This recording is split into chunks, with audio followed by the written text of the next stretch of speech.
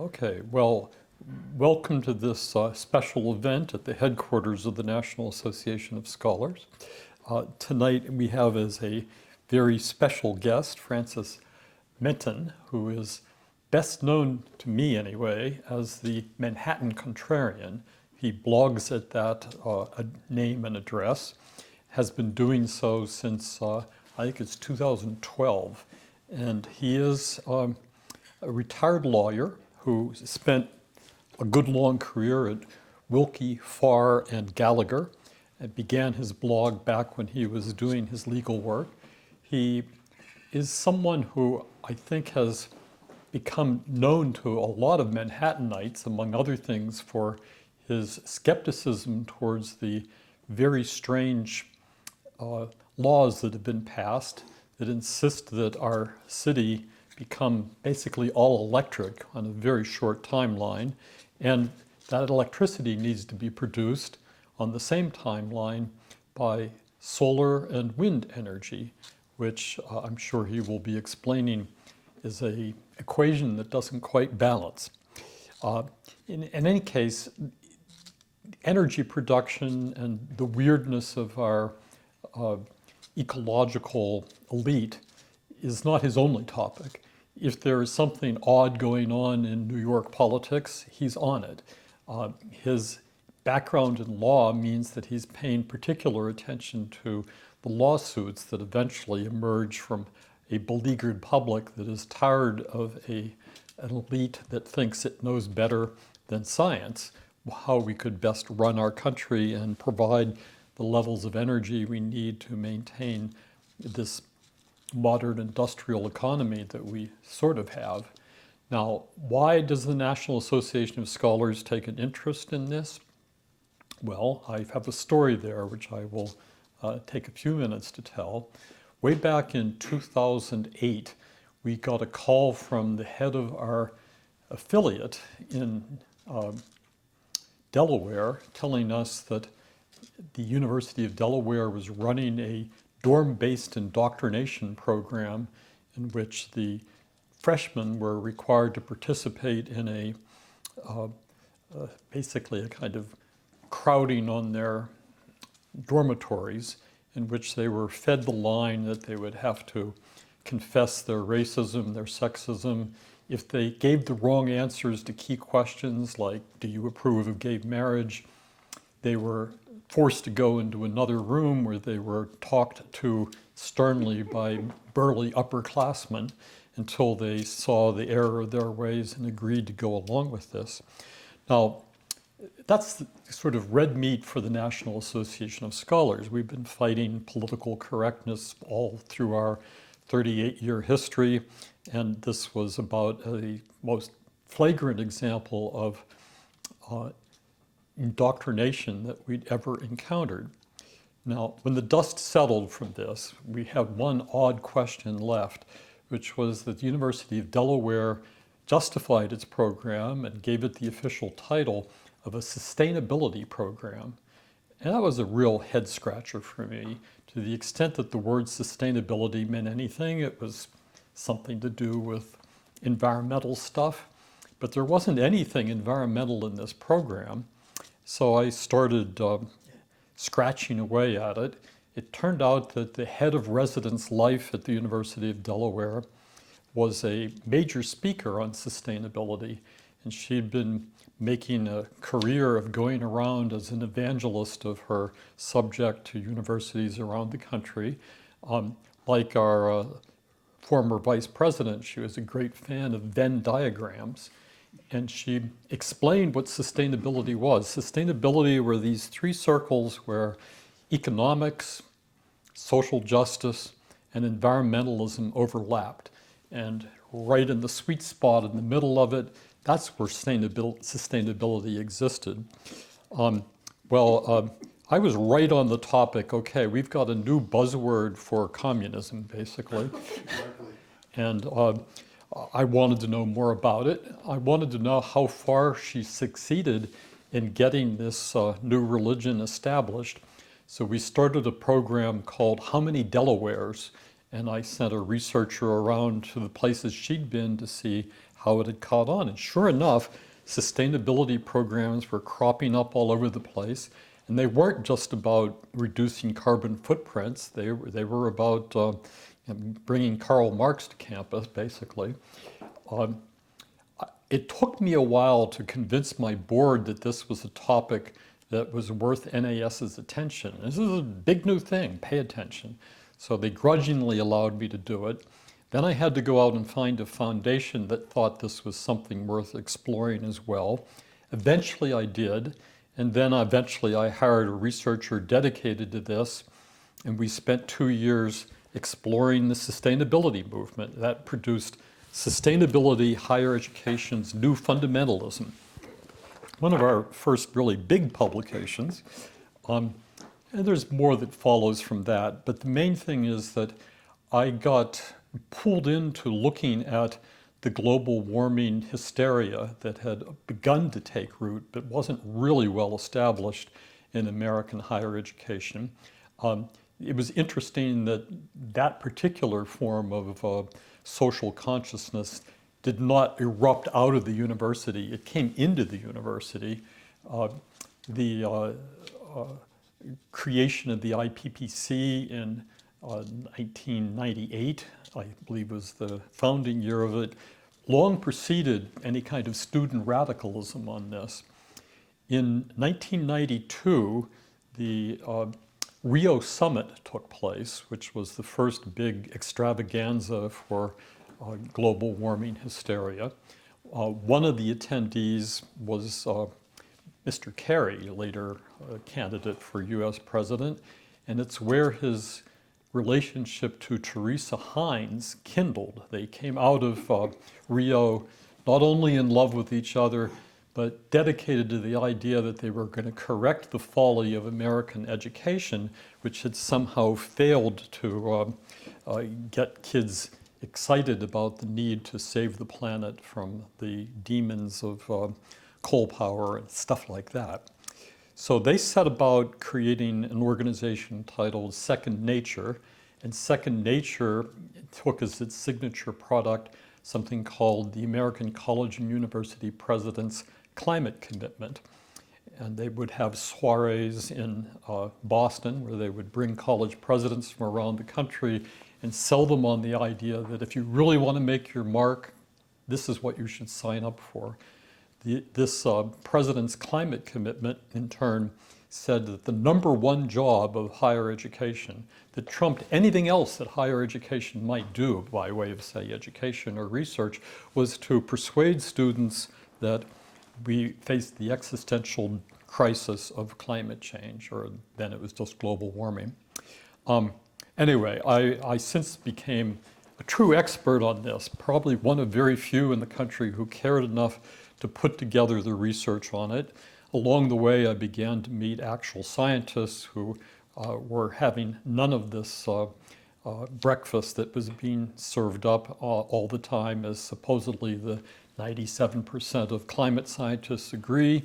Well, it turns out a fair number of them didn't agree, and that has alerted me ever since to the fact that the ruination of American higher education has many sources, but climate hysteria and this desire to treat energy as a magical thing that could be conjured up out of thin air or thin wind or thin sunlight was the recipe for unteaching a generation or more now of young people how the world works. When I've looked around for people who have any kind of common sense about this, they don't fail to materialize. They're out there, but they're few in number. And in New York City, the one that stands out more than anyone else is Francis Menton. So I am delighted that he's here to talk to us tonight about humility, the scientific method, and climate change. So Francis, the floor is yours. Well, thank you very much for that. I must say I am greatly honored to be here and to be able to speak to this illustrious audience, I guess mostly online as opposed to here in person. It is the National Association of Scholars, and I'm particularly flattered at being invited by such an organization because I really don't claim at all to be a scholar. I never taught at a school, not even a high school, let alone a university, or wrote a paper for one of those peer-reviewed journals that they have, or got a PhD, or such other things that credential you to be a scholar. But I did start this blog, as Peter Wood noted in his nice introduction, about 12 years ago. And that was as I was kind of gearing up to retire. I was still working at the time.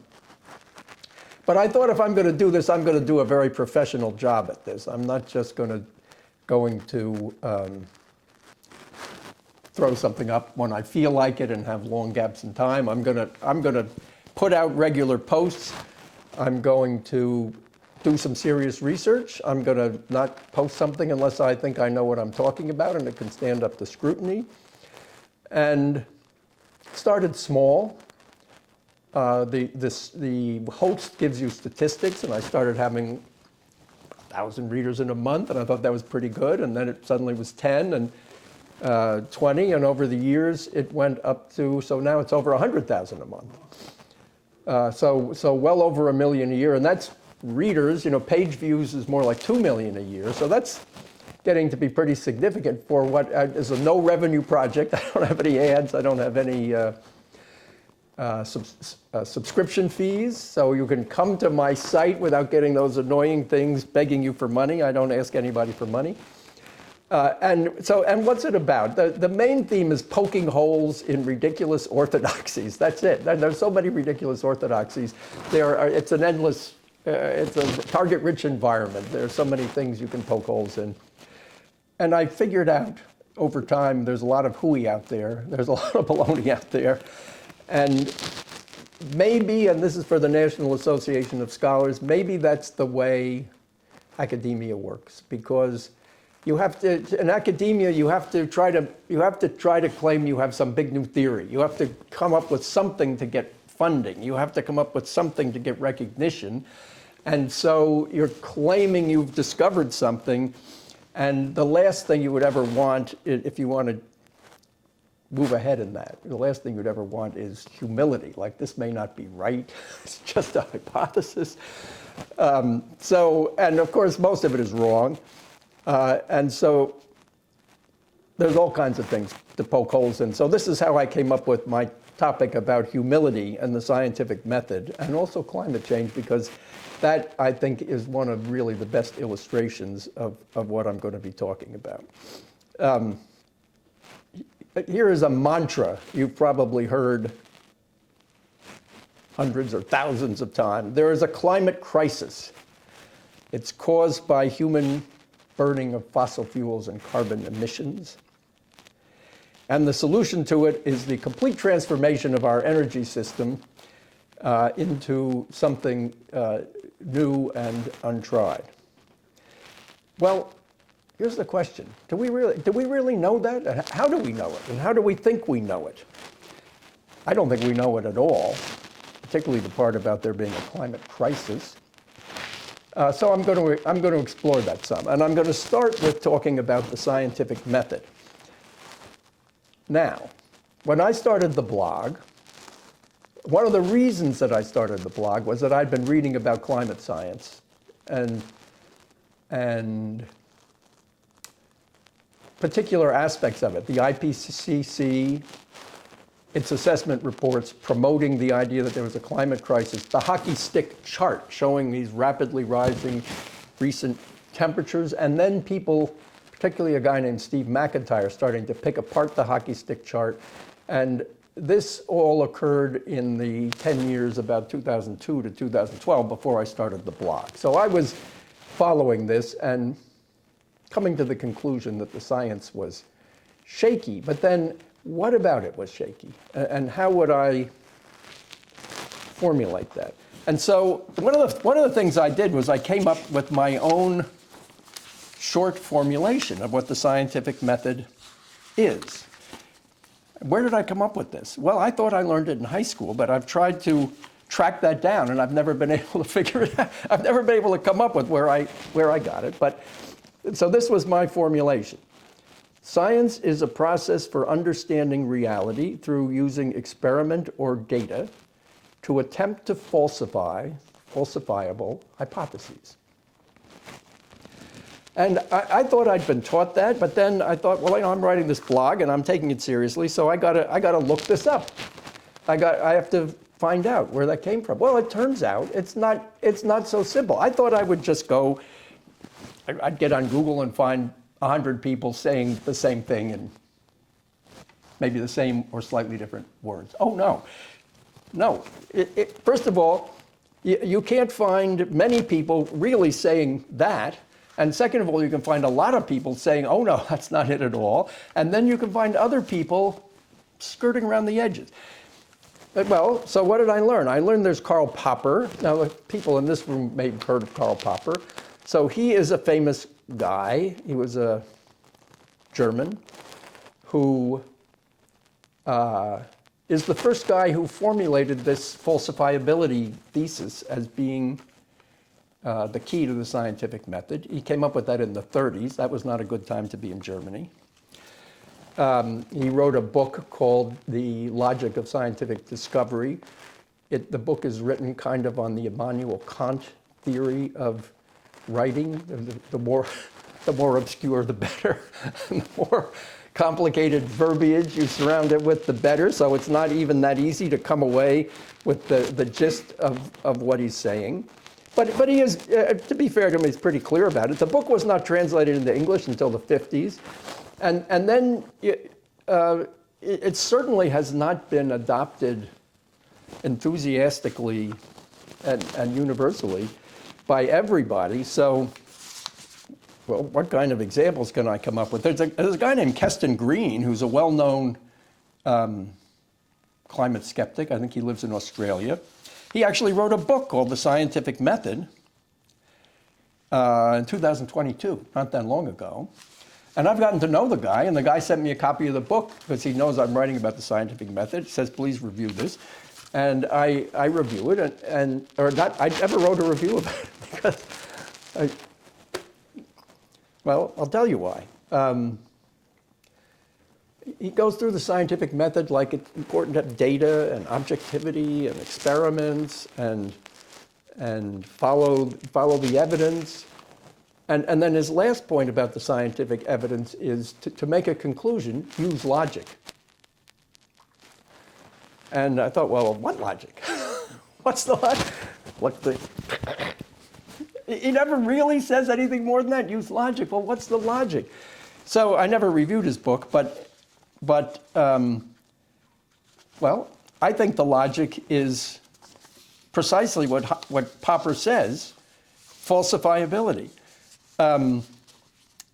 Now, I have here somewhere else, Scientific American, just to give you an example of other ideas of what science and the scientific method might be.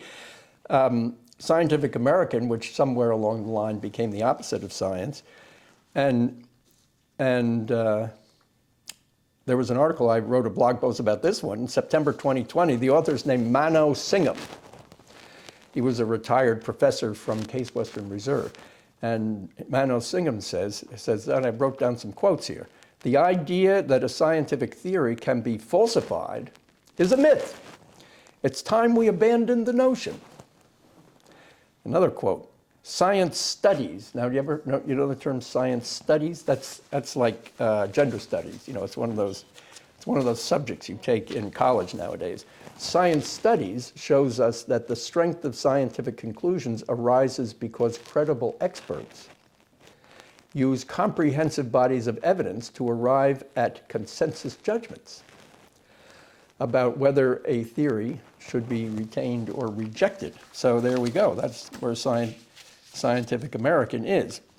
Well, I guess some people refer to that as consensus science, but what you can see about consensus science is the grandest poobahs, the credible experts, I think is the term he uses, credible experts, the grandest poobahs, decide what the truth is, and the rest of us are to follow along.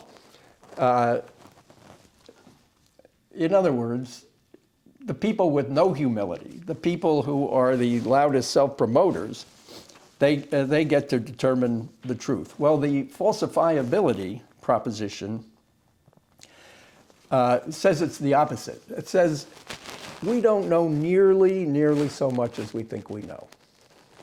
We know a lot less than we think we know about pretty much everything. We can fool ourselves in 1,000 different ways.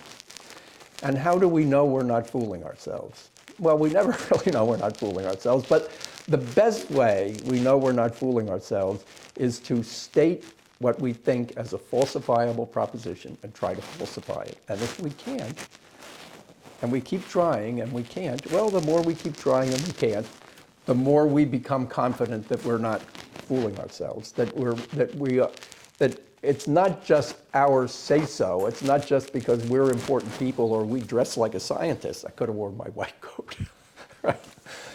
It's not just that we dress like a scientist, but we are willing to have humility. We are willing to put our propositions up to the test and see what can happen with them. Well, that's not the way the IPCC sees it. So for those who may not know, the IPCC is a UN body, the Intergovernmental Panel on Climate Change, that puts together these consensus reports every 5 years or so. I think they're working on maybe the 6th or 7th version of that. I think the 7th is what they're working on, because I took a couple of quotes out of the 6th.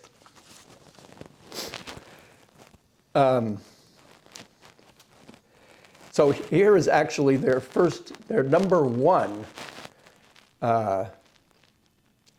takeaway conclusion on page 1 on observed warming and its causes. Human activities, principally through emissions of greenhouse gases, have unequivocally caused global warming and global surface temperature reaching 1.1 degrees centigrade above 1850 to 1900 by 2011 to 2020. I don't know if you can hold that in your head, but think about it. How would you go about falsifying that? Oh, no, you can't falsify it. They're not about falsifiable hypotheses here at all. In fact, the whole idea behind climate science is never to say anything which anybody can falsify, because if you ever say it in a falsifiable form, well, it's going to be falsified, and then where are you? So the whole idea is to keep anybody from ever trying to falsify it so you can continue to be important. I got one more quote here from them.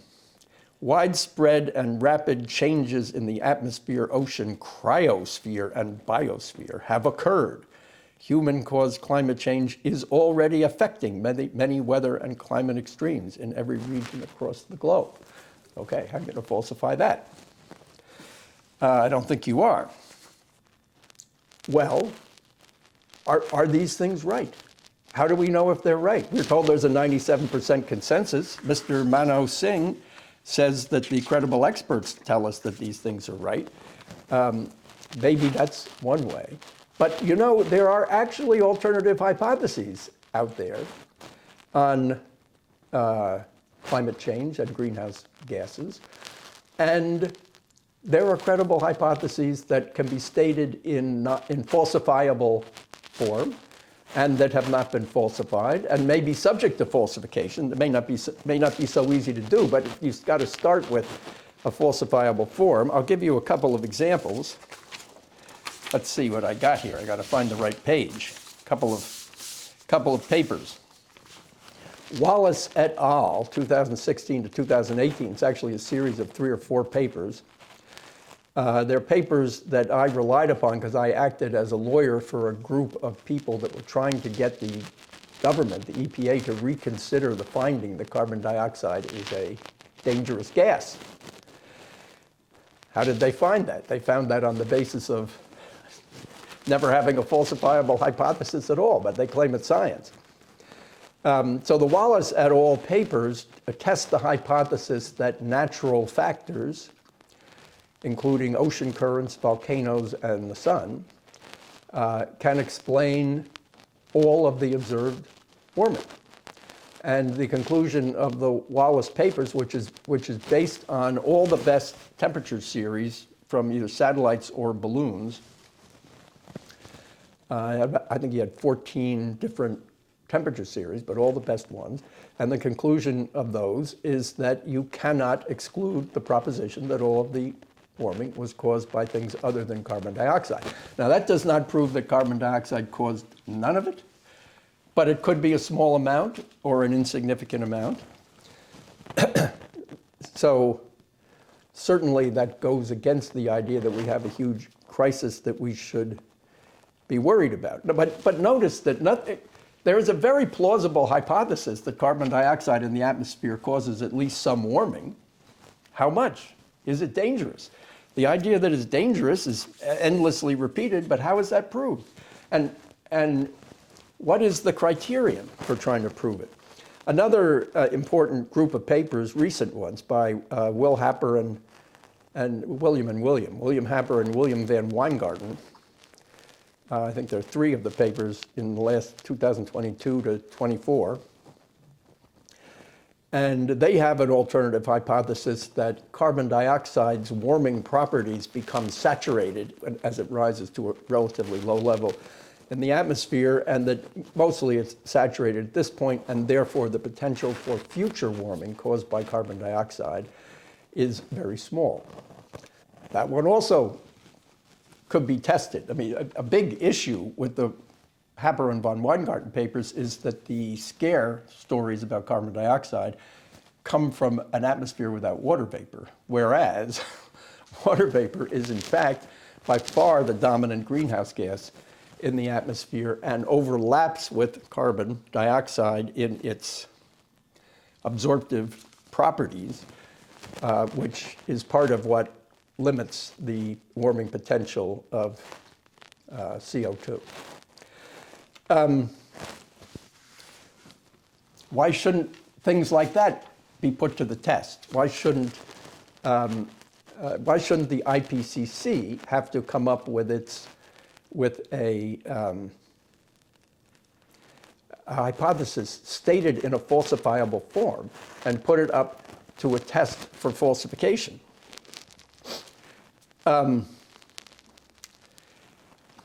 I had thought of bringing a couple of charts. I don't have charts. I don't have a screen, but I'm going to describe a couple of things. There's nothing complicated about this. Carbon dioxide in the atmosphere has been measured pretty accurately, I think, systematically certainly, by an observatory that the US set up, which is on top of a mountain in Hawaii, which is designed to be up away from things that might distract it, like local sources. So it's kind of designed to get an idea of how the mixed atmosphere is increasing in carbon dioxide. And that they put out a chart, and that shows a nice, smooth, upward running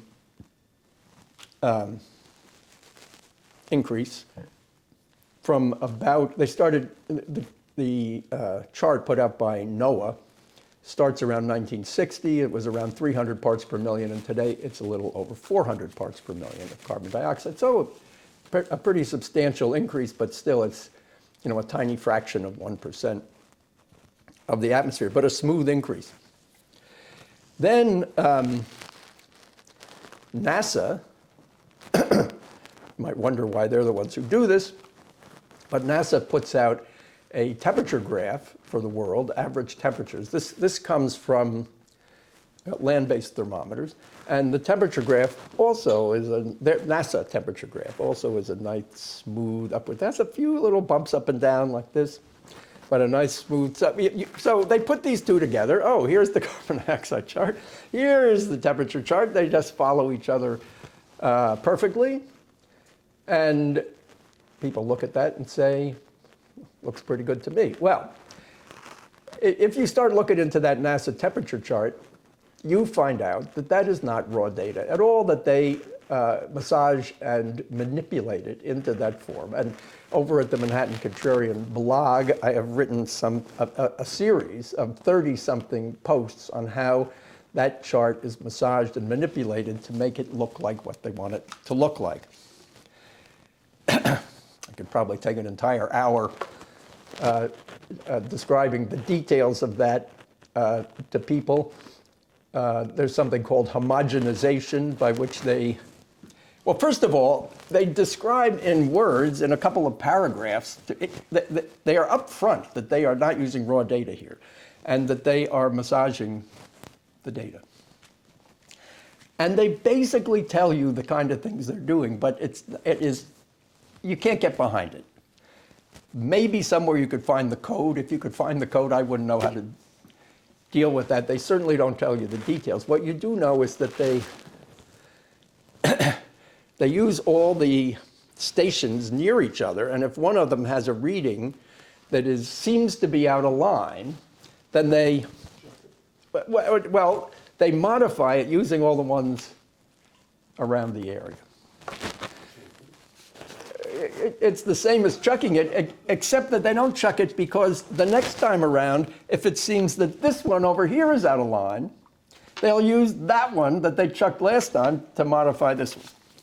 So what is the effect of that? The effect of that, it requires a little bit of math in your thinking, but the effect of it is that as an urban heat island effect has affected some of these stations,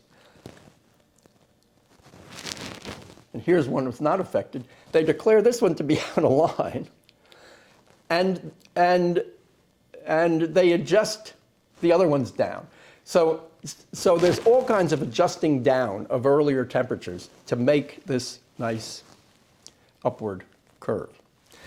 Okay, now there's another chart called the satellite chart. And the satellite chart also goes up from left to right, but wild swings like this. And the entire upward, well, the satellite series starts in 1979. The entire change from 1979 to today is 1.4 degrees centigrade up. 1.4. There is a downward spike of over 1 degree down. Okay. There's another downward spike of 0.8. There's another downward spike of 0.7. Okay. If carbon dioxide is hypothesized to be the control knob of temperatures, how did that happen? So anyway, my only point is when you start looking at actual data, you start really scratching your head about how they are making the conclusion that carbon dioxide is the control knob, that the temperatures are going up ineluctably and that we're heading for a boiling time. Interestingly, one of the biggest downward spikes is going on when? Right now. There's a big downward spike going on right now. And there's a hypothesis for that, which is there's something called the Hunga Tonga volcano. Who's heard of that? Anybody? The Hunga Tonga volcano. So there was an eruption of an undersea volcano in 2023, I believe. And it injected a very large amount of water vapor into the upper atmosphere. Water vapor is a greenhouse gas. This was followed by a big spike in temperatures to the highest level ever on the satellite record, which occurred in 2024. And now there's a rapid decline going on right now. Is it going to continue? I don't know. I don't, because I don't think I know everything about this. But there's a big decline going on right now. And does this disprove that carbon dioxide is the control knob of temperatures? It certainly is a negative for that. It certainly is something that should be considered. I don't think you're going to find a word about it in any of the, let's call them the mainstream media. You're going to find a word about this in the New York Times.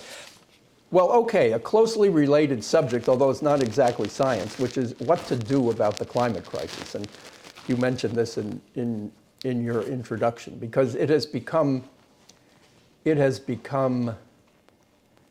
completely accepted orthodoxy that the answer to the climate crisis is transformation of our energy system to eliminate the burning of fossil fuels and the production of carbon dioxide. So decarbonize, get rid of fossil fuels, and the increase in carbon dioxide will be stopped, and the warming problem will go away, the temperatures will stabilize. Most of the developed world, almost all of it, has gotten completely on this bandwagon until suddenly the United States jumped off a month ago. So we'll see where that's going. But it looks like that is going to stick, at least for a while. However, not so everywhere else. So we have, certainly in Europe, we have the UK and Germany, which have gone crazier than anybody else on this subject. Germany just had an election. They may be backing off. The UK, not, although their economy is running into trouble. And then in the United States, we have California and New York. I can't talk about all of these here, but New York is, I guess, my specialty. And I know all the details of how crazy New York is, so I will get some into that.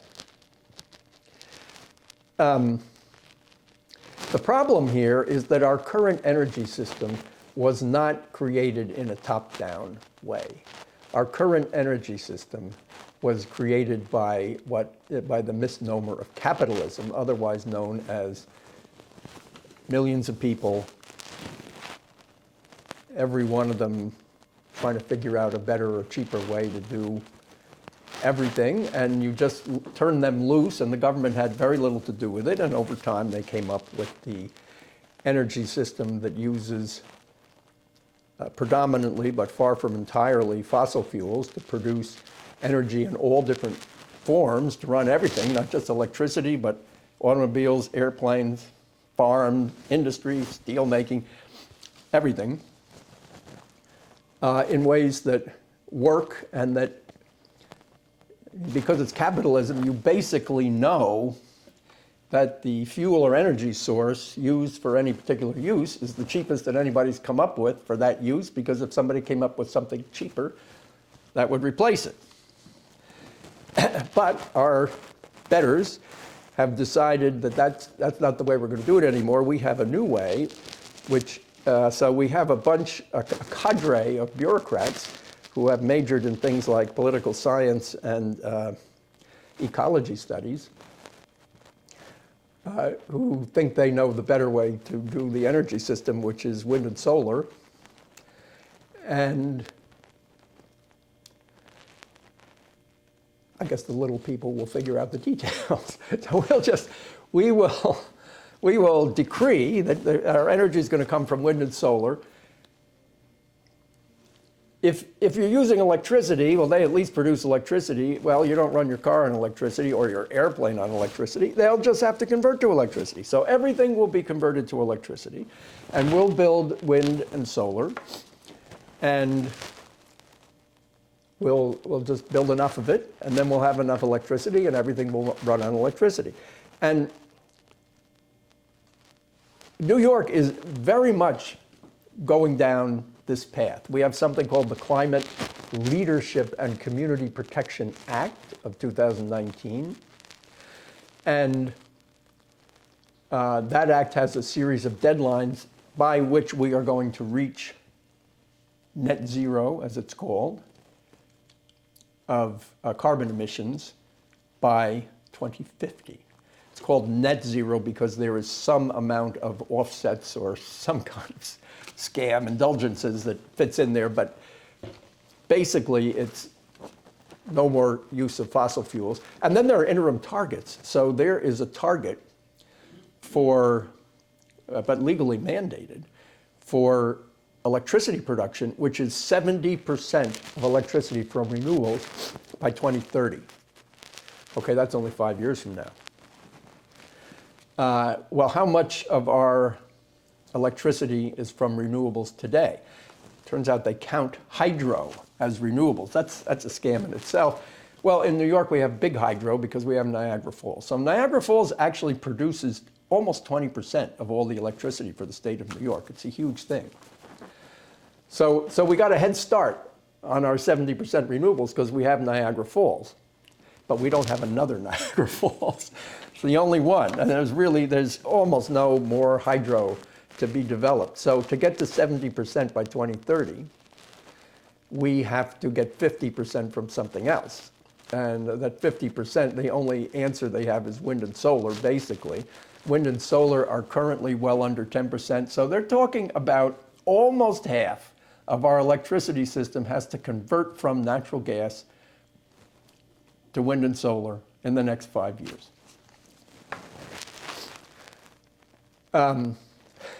The whole project is barely off the ground.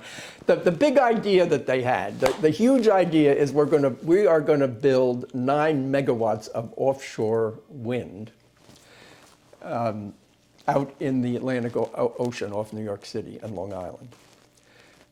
New York's the megawatt is a measure of capacity. New York's overall, for the whole state, average usage of electricity is 17 megawatts. So you think 9 megawatts, that sounds like a lot.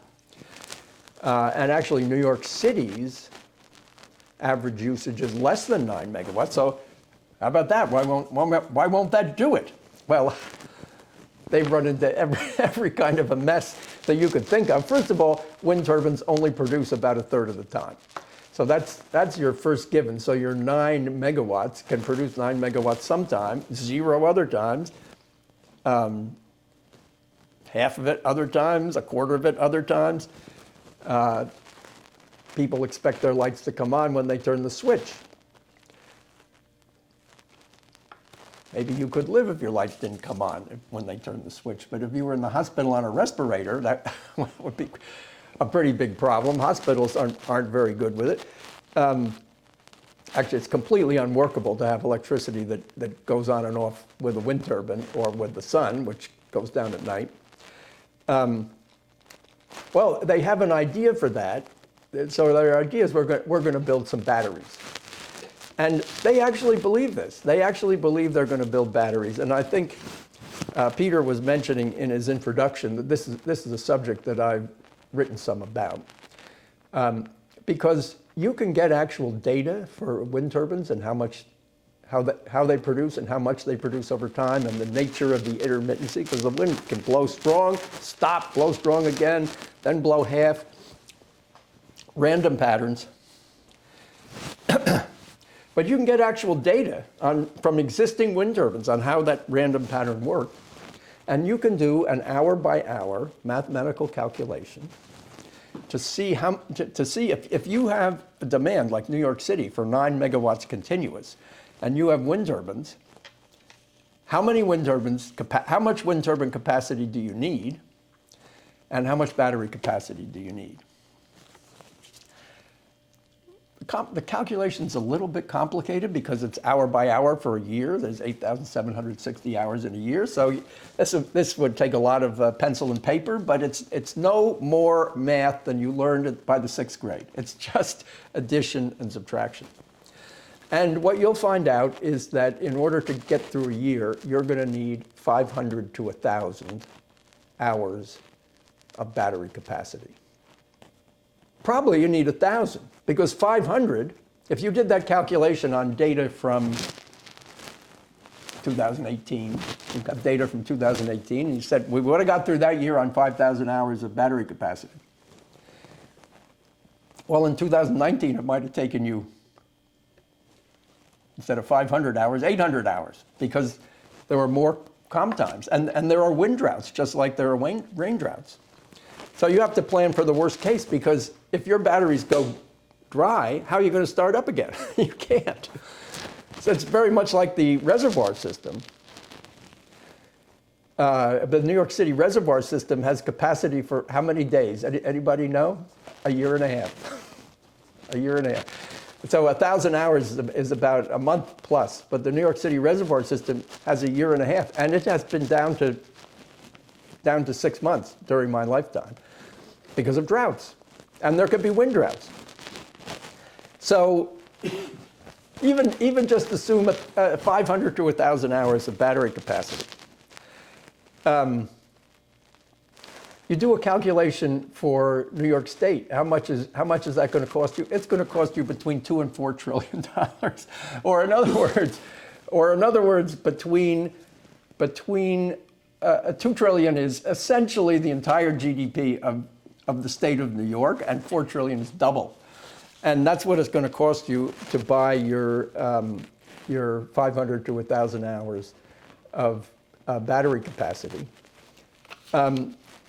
Well, that's just the beginning. It's far worse than that.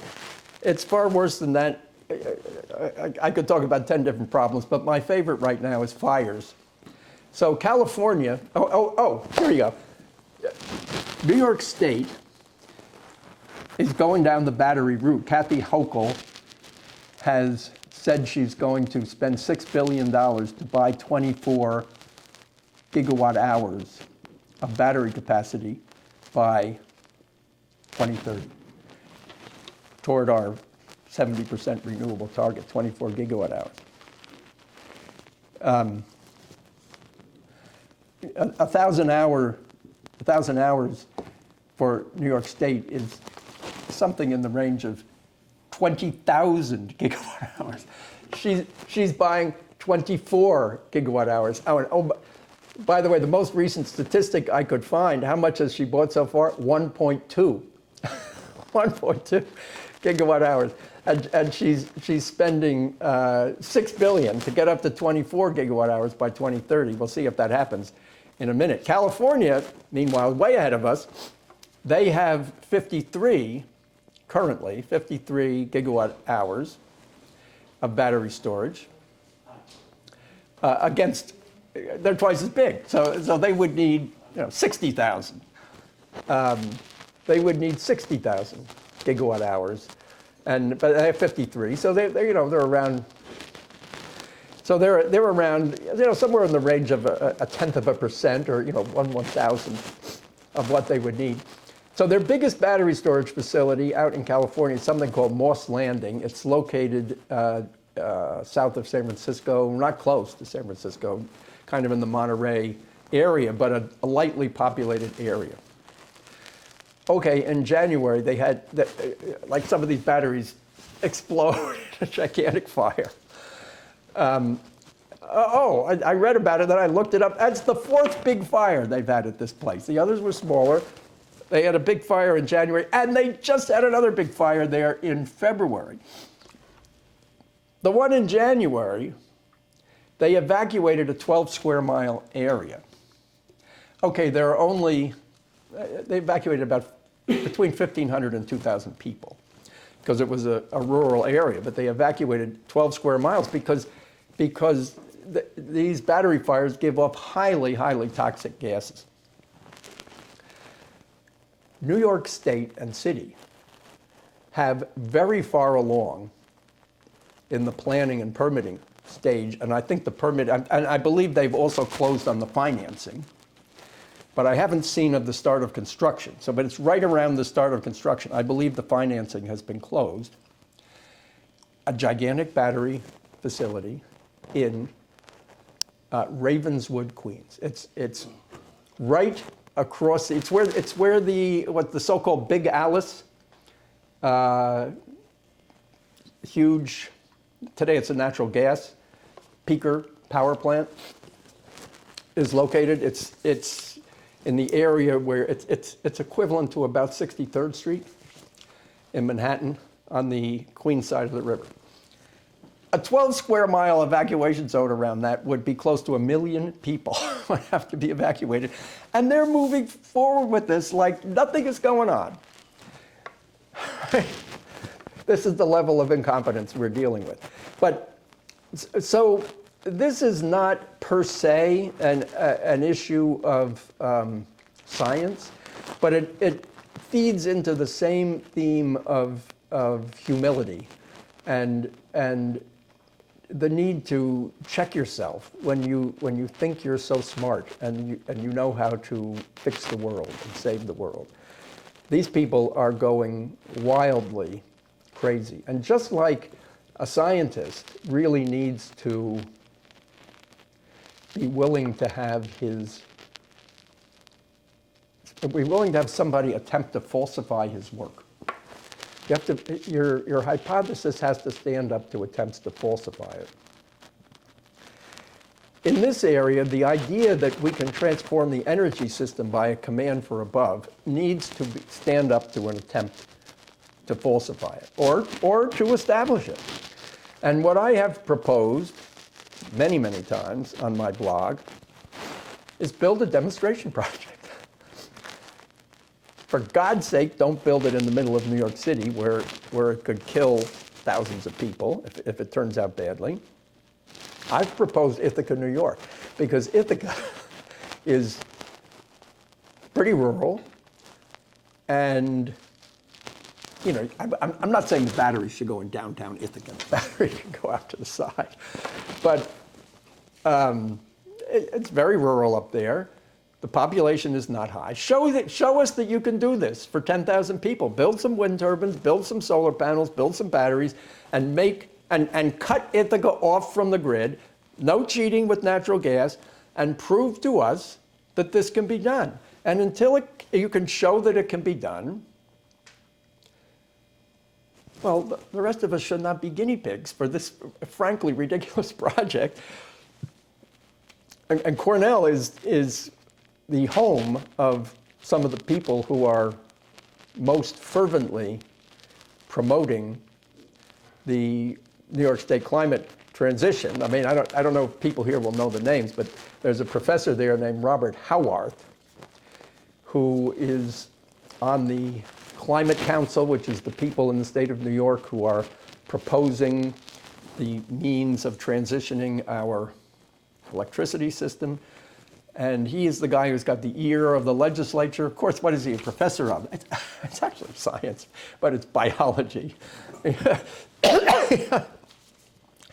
And this question, the question of how to change the energy system is not really a question of climate science. It's really a question of, I guess it's engineering broadly stated, but it's more like simple math. Some of the key questions are just simple math. But they can't be bothered with that because they're saving the world. Well, anyway, my crusade is I want a demonstration project because it's so obvious that this can't possibly work. And meanwhile, we are heading for the wall. So we have the Climate Act that requires 70% of our electricity from renewables by 2030. There's no, that's a firm deadline. I think that the Public Service Commission can actually has the ability under the Act to postpone it, so maybe some of that will happen, but they are being extremely mum because, let's face it, they know this isn't going to work, but the other guys have the political clout right now, and so they're not saying a word. So we will see where New York goes with this. New York City has a law, in effect, that requires all large buildings, and particularly residential buildings, to convert to electric heat by 2030. And this deadline corresponds to the deadline in the Climate Act that requires the electricity to be converted to wind and solar by 2030. So you're supposed to convert your heat in your building to electricity when the reliable electricity is gone, and it's wind and solar that work when they feel like it, and enough batteries to back the system up for 20 minutes when they need 1,000 hours. So these things are on a collision course. There's a case in the Court of Appeals right now to declare the city law preempted by the state law. I just filed a brief in that case, an amicus brief, a few days ago. I don't know whether the Court of Appeals is going to take the bait from us. They could take New York City off its hook on this. Are they really going to save New York City from its folly? I don't know if they are. They might not. And if they don't, I guess we deserve what we get. So with that, I leave you on that cheery note, and I'd be happy to answer any questions that anybody might have.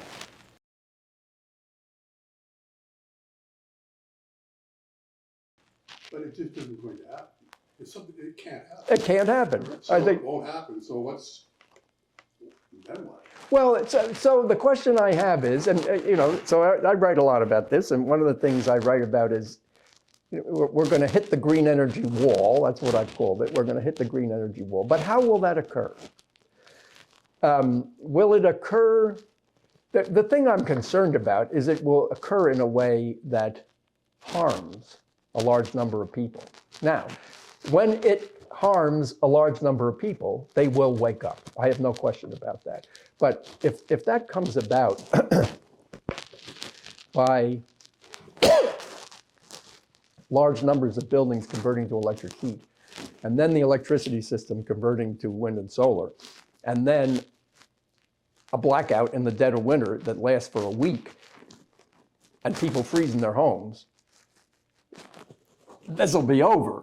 Will it really go that far? I mean, as of now, that is what the laws are saying has to happen. I think it's gonna be backed off before that, but exactly what the mechanism is to keep large numbers of people from dying, I don't know. Didn't they just back off? Something happened with natural gas recently, where the big natural gas supplier, what is it? Probably National Grid, yeah. They said that they absolutely positively had to have either a larger supply of natural gas coming in or a rate increase, a huge rate increase. I thought Hochul backed off on it and let them get the additional natural gas. Didn't that just very recently happen? I heard some report about that very recently, that she backed off and said, okay, go ahead. I'm trying to think of exactly what you're referring to, and I may not know. There's something called the Iroquois pipeline. Yeah, I think that. And I believe that, and it's not a gigantic new supply, but I believe that it's more, and they're not rebuilding the pipeline. I believe that they are repressuring it so that it can have more gas in it in the same cross section, right. which is a kind of a temporary patch. I mean, now go back a few years to when Cuomo was the governor. That's 5 years ago or so. And National Grid wanted to build, out here we have Pennsylvania, which is basically creating essentially infinite amounts of natural gas by fracking. And then we have New York, which is banned fracking. And then we have Long Island, which has a lot of customers looking for more natural gas. So National Grid said, well, just build this pipeline across New York Harbor, and then it'll come ashore somewhere around Long Beach, or maybe even closer to the city, and can supply Nassau County, Queens, that area with plenty of natural gas. And the environmentalists wouldn't have it. Their theory was that natural gas pipeline is going to kill the fish or something like that. I mean, not a good theory, but Cuomo bought it. And then National Grid started saying to people in Brooklyn, Queens, and Nassau who had built a house, you can't have a natural gas hookup, we're out of gas. And in the next phase, Cuomo put on a show of being furious at them and started investigating them and said he was going to impose a huge fine on them. And the initial solution that they came up with was bringing it by trucks in a liquefied form, which is nuts, absolutely nuts, dangerous. Now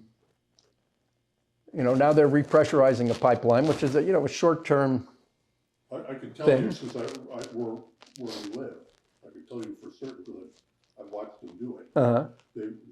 National Grid has come out and has laid all new high-density polyethylene. Oh, yeah. Gas pipes all over the entire island. Did that on my street in New York City as well. Okay. So, So they're expecting, that was very expensive, they're expecting to get some return on that investment. yes, and I think, so there's two things involved in that. One is the gas is coming under higher pressure. So they can put more into the same pipeline without having to build more pipelines. And the second is, and this is related to this, but mixing hydrogen into the gas. And Where's the hydrogen coming from, you I don't know the answer to that, and I don't think anybody else does either. You really have to read the Manhattan Contrarian. Hydrogen comes from, where is natural gas? That's where it all comes from. Oh, no. Oh, no. So New York State has two under construction so-called green hydrogen facilities. And one of them is on Lake Ontario, west of Rochester. And I'm not going to be able to remember the names of the company. The other one is on the St. Lawrence River, northeast of Lake Ontario, Messina, New York. Okay, and I can't remember the name of the town that's west of Rochester, but so there's two of them. Both of them are ludicrously small.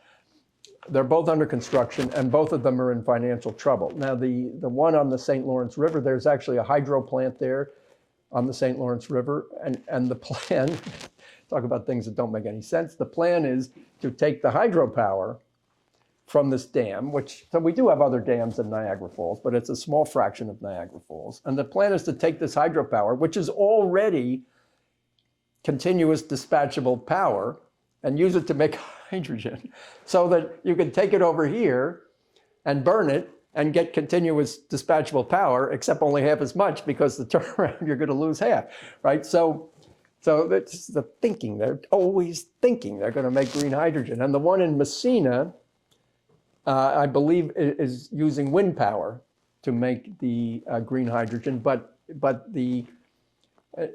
and I actually had this in a blog post just recently, but I'm not going to remember it exactly, but I think that the name of the company, which is slipping my mind, that is building it, which was a darling and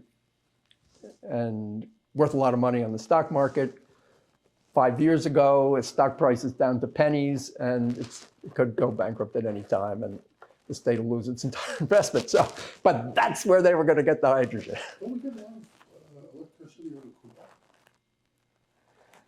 You want to know about that story?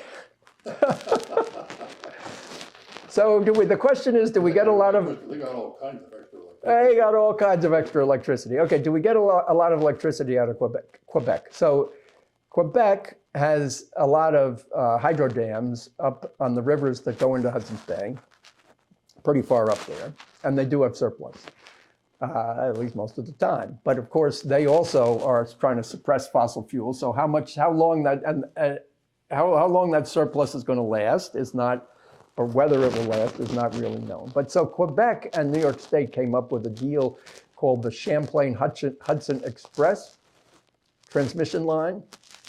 And in order to avoid NIMBY complaints about the transmission line, this thing is being built underwater almost entirely, under Lake Champlain, and then underneath the Hudson River down to New York City. Under construction right now, cost of multiple billions, and it's supposed to open in 2026. Now, you said all kinds of hydropower. The capacity of this thing is, I believe, in the order of between 1 and 2 gigawatts. Now, that's a lot of power. Yeah. But the usage of New York City on average is about 9. So maybe it would provide 15% of our power. And the final thing is, this is for Quebec to sell its surplus power. So they have no commitment. So if they need all the power, they can turn it off. Well, they're going to run into the Norway problem. You heard about the Norway problem. Well, the Norwegians have had it because their electricity prices always spike when the rest of Europe calls on their interconnectors. What do they think about doing? They're going to cut it off. Cut it off. So, I mean, the Champlain-Hudson Express is not nothing, but again, hydropower is limited. There's only so much. We only got one Niagara Falls. They only have one Hudson's Bay. They can sell us the power, but they're only selling us when they have extra. Right now they do, but there's no commitment to always have extra. And of course, they're closing their fossil fuel plants too, but that may change when the government changes. So that's what I know about that. Anybody else? Yes, Peter. Well, you have a couple of solutions potentially. One of them is the legal road. Get some courts to say, this is nonsense, cut it out. Then there's the political route, which you haven't said too much about, but we keep electing people who believe in magic and who are willing to indulge in this craziness to no end. The third route, which you didn't really say anything at all about, is persuading the public to wake up from this generations-long delusion that energy can be created just on command. What about that? You're a public advocate in your blog. You reach way many more people than I can ever reach. So why are you not creating this mass movement that will save us from our... Well, I'm trying. What can I say about that? I sit down at my typewriter and write things and post them on the blog. Now, to be honest about my blog, I am not a genius of marketing and promotion. And I said I have 1 million readers a year, but it's not 1 million different people. It's, I'd be surprised if it's much more than 100,000 different people. Now, I think they're pretty influential people because I know a lot of them and they're not dummies. But what really lies behind my question is, what is it about the American people and Europeans for that matter as well that have made us so susceptible to such a dumb idea? I think the key book we all need to read is the title is long, Incredible Scientific Delusions and the Madness of Crowds. I mean, it's a 200-year-old book, but there's an endless supply of mass hysterias, and that's what I would call this. That's where the scientific method, that's why falsifiability is so important. But you can make that argument about falsifiability. It doesn't,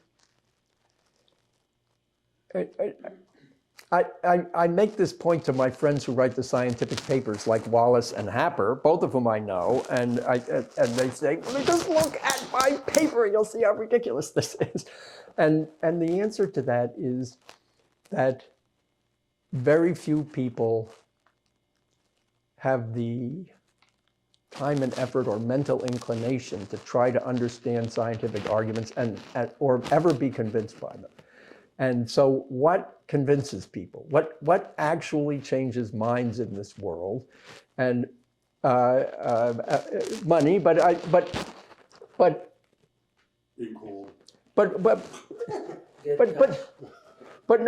no, think about this. Scare stories. Scare stories. And how about this? Because the climate change story is another kind of story that is very, very common and influential in human history, which is the sin and redemption story, right? It's you have sinned against nature, and you can be redeemed. You can get meaning in your life and redemption.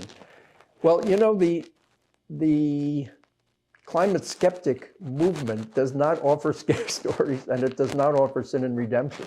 So what does it offer? It offers logic, it offers scientific argument, and it does ultimately offer, this is going to cost you. I mean, the price is going to hit, and it's starting to hit. I mean, so it hasn't really hit in New York yet. It has hit in Germany. And so Germany, and we don't realize this because our economy hasn't been great, but it's chugging along. But Germany is in the 3rd year of a recession. And why is it in the 3rd year of a recession? Well, they drove their electricity prices by pushing wind and solar. And they say it's cheaper. Well, it's not cheaper because you have to back it up with something. You have to have a double electricity system. So their electricity prices are triple R's. And all of a sudden, their automobile manufacturers are not competitive. and their chemical manufacturers are not competitive, and their industrial sector is closing down, and it's gradually hitting home. But even there, the people who work for those sectors are 10% of the population, 15% of the population, and then you have green eco-zealots, and things are starting to move in Germany. And I think that, I mean, let's face it, Angela Merkel was of the CDU, Christian Democratic Union Party, allegedly. The new guy, Friedrich Merz, he is also of the CDU, but I think his tune has changed a lot from Angela Merkel, and we'll see how much the policy changes. I think it's going to change at least some. It may take another election or two because he's going to do a deal with the Social Democrats in order to keep the AfD out of power. And therefore, the Social Democrats are not going to want to change the climate policies. And whether anything's going to change immediately, I might change a little. I don't know. But however, their electricity prices tripled, and it's starting to hit home. And in New York State, it is going to hit home. I don't know when. There is no place on earth where solar and wind are a substantial portion of the grid that has not seen a very significant increase in cost. There is no example. Yeah, I know. I agree with that. I agree with that. And by the way, and I quoted these in my blog also, story after story after story after story after article in the New York Times and others, solar and wind are cheaper. And that is a complete deception that where they simply exclude the majority of the cost of solar and wind in order to make that case. As a question, these cost estimates that you stated, Yeah. to what extent do they take into account the fact that all of the raw materials that go into things like batteries and solar and wind are going up substantially in price over time? They must, because there's nowhere near enough mining capacity for them. I mean, the data I've seen on copper ore is down to lower than 1% copper in the ore. Mm-hmm. You get a lot lower than 1%, and the cost of mining and refining copper just goes up.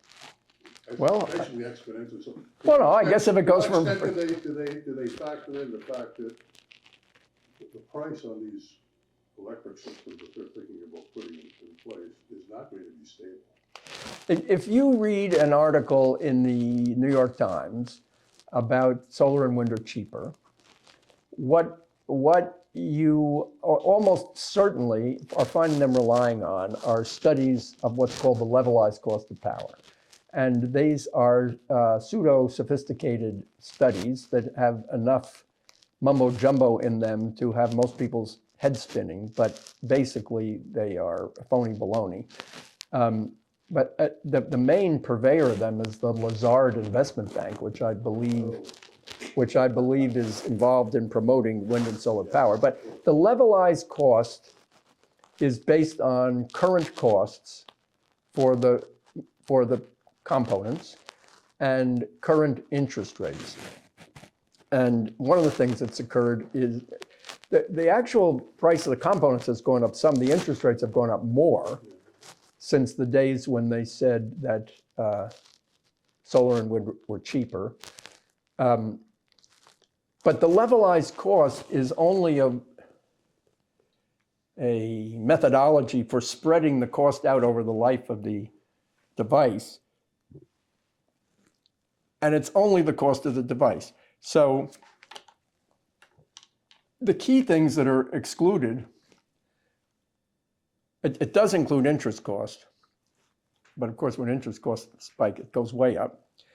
But the key things that are excluded are backup. Backup. So wind and solar can't work on their own. They either have to have a whole parallel system of natural gas or nuclear or batteries, which means right there you're talking about an entire duplicate system. Plus So- all the grid upgrades. Well, and that's next, transmission. So if you think about transmission is really extremely expensive. Now, if you think about New York State today, here we have, it's a big state up here, and then here we have the demand center right here. Okay, we have Niagara Falls way at the other end. We have one line that comes from Niagara Falls and down here to New York City. Okay, that was a very expensive line, but there you go. And if you go up where I grew up in Dutchess County, that line, you seem to go under it at least 6 times a day. Now you're talking about wind and solar. Now, how does wind and solar work? Well, we're going to put wind farms everywhere. And then what? It's not one line.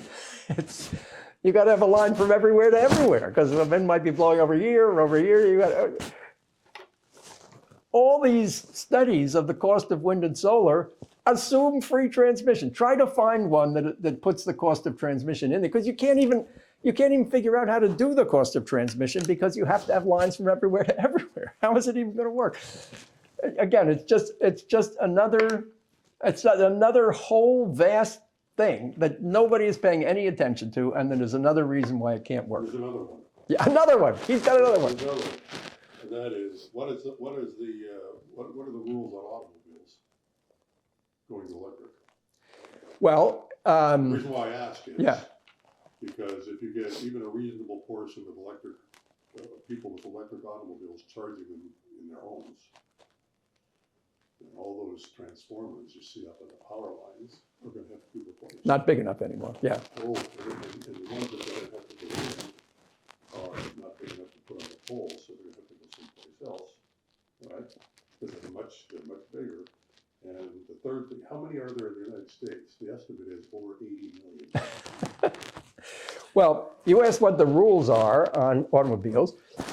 So I actually can tell you that. First of all, the Biden administration put through an electric vehicle rule that, of course, it's one of those rules that's written in a way that you could read it and not be able to tell what it means, because it's in terms of tons of carbon emission per mile, or hundredths of a ton of carbon emission per mile.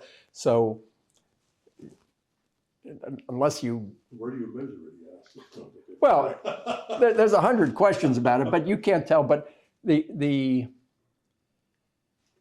word on the street was that the Biden administration rule, which was only adopted in 2024, would have required approximately 50% of new car sales to be all electric vehicles by 2032. Okay. Now, I think Trump has pulled the plug on that. So with that plug pulled, and assuming that sticks, and we don't know if it's going to stick, but that plug has been pulled, and assuming it's going to stick, what's next? What's next is that California has a rule that they put through, that they adopted, and this one actually is comprehensible to an average human.